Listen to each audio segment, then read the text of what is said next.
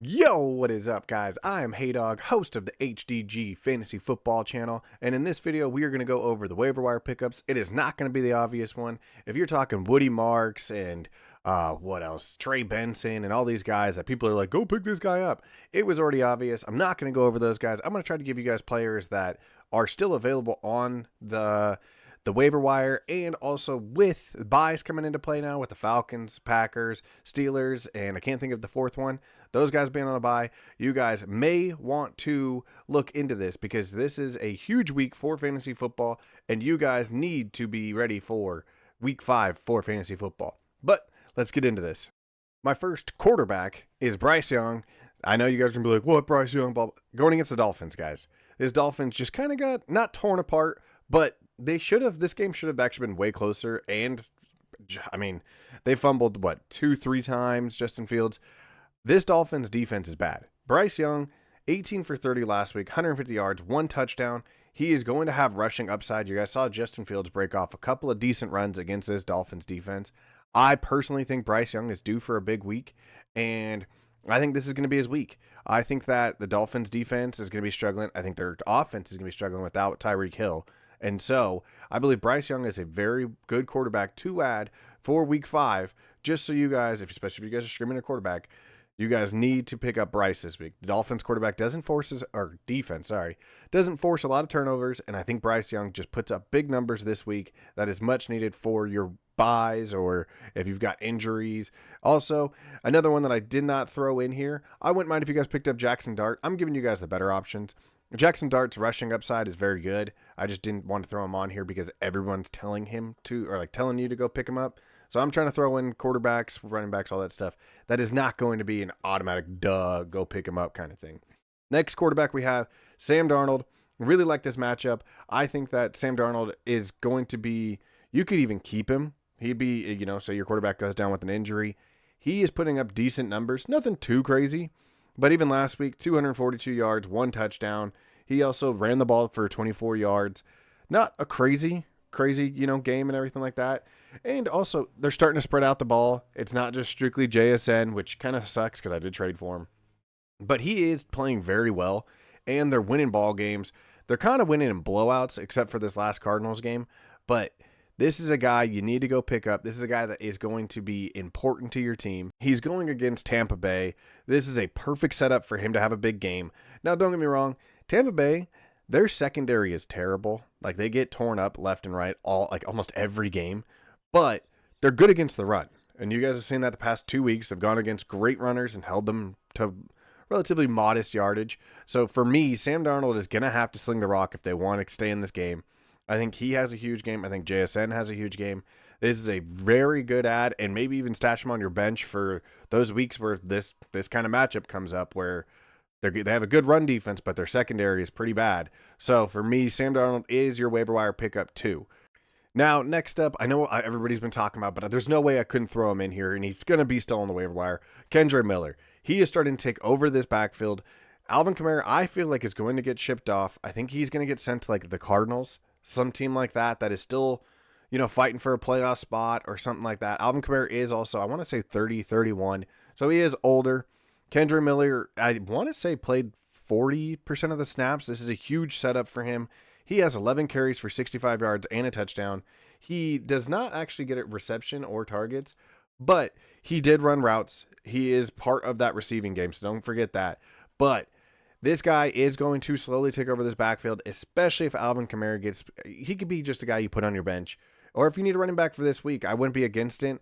But this is going to eventually look like it's, Alvin Kamara gets hurt usually about week 7, week 8.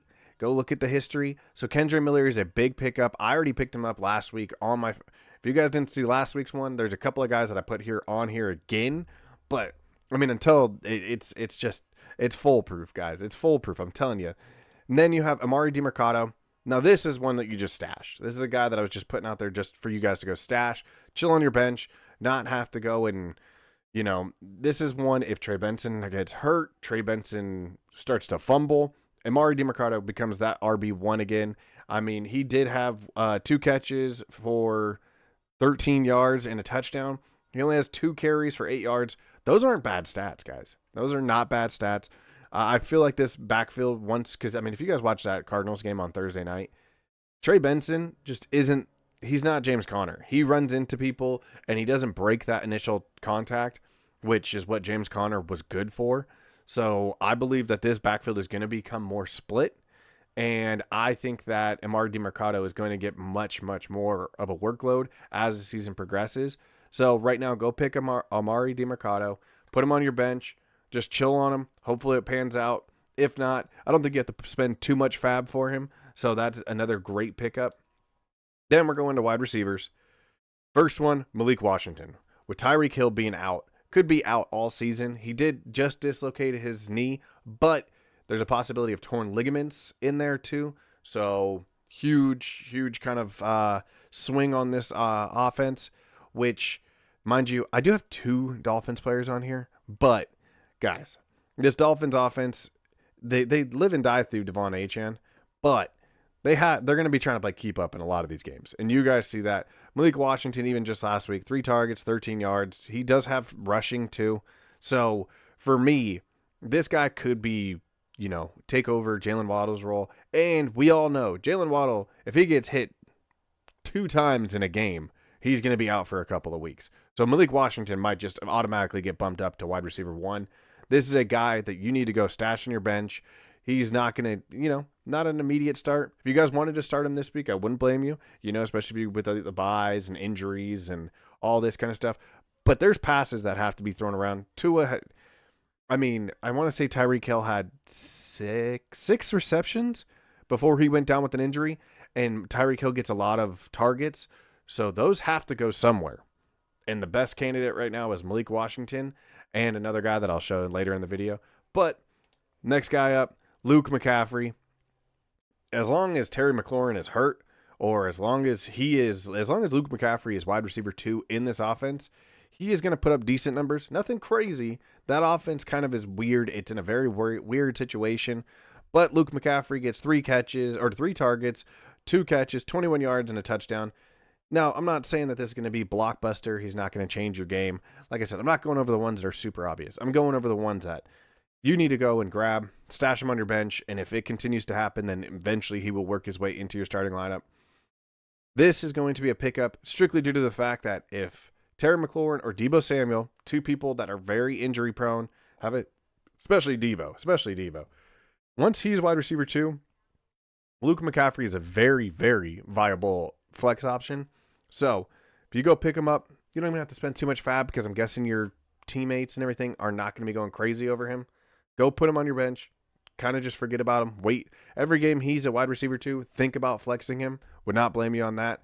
But a guy that I've had on, I want to say at very least the last video, if not the last 2 of my waiver wire pickups, Dallas Goedert. This is a big one, guys.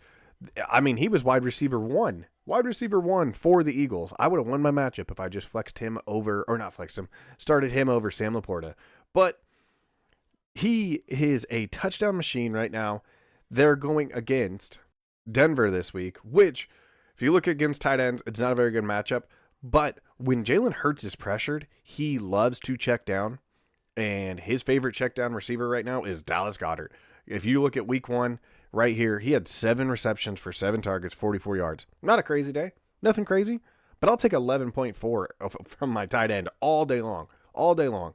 He ends up having 4 targets, 4 receptions, 37 yards, and 2 touchdowns last week. They're drawing up plays strictly just for this man. And so I love to see that. This is my number 1 waiver wire pickup. This is a guy that you need to go get, especially because the tight end position is so wishy-washy.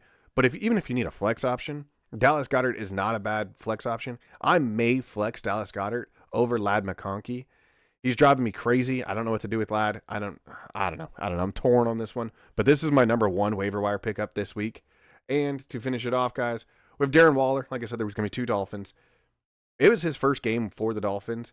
And my goodness, it was every single time that they were in the red zone, Tua was looking for Darren. So, I mean, he has only 4 targets, 3 catches, 27 yards, 2 touchdowns. With Tyreek Hill out, like I said, that ball has to go somewhere. And Darren Waller seems like a very good option. The biggest issue with me is he's not playing every down, but that might have been just because it was his first week back.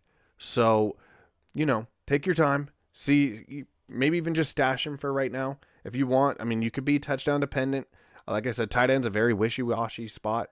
But with their matchup this week, and then those targets just have to go somewhere. And if Darren Waller gets used to this offense, he could become a bigger role in this offense. He could become a bigger red zone threat, especially because Tua was definitely looking for him every single time that they were in the red zone. So for me, this is going to be my last pickup. Darren Waller, great pickup. But on that note, guys, I hope you guys enjoy. I hope you guys subscribe. Make sure you guys like, comment. If you guys got any more questions on who you guys should put up, how much fab you should put on these players, let me know down in the comments. But on that note, guys, I'm out. Deuces.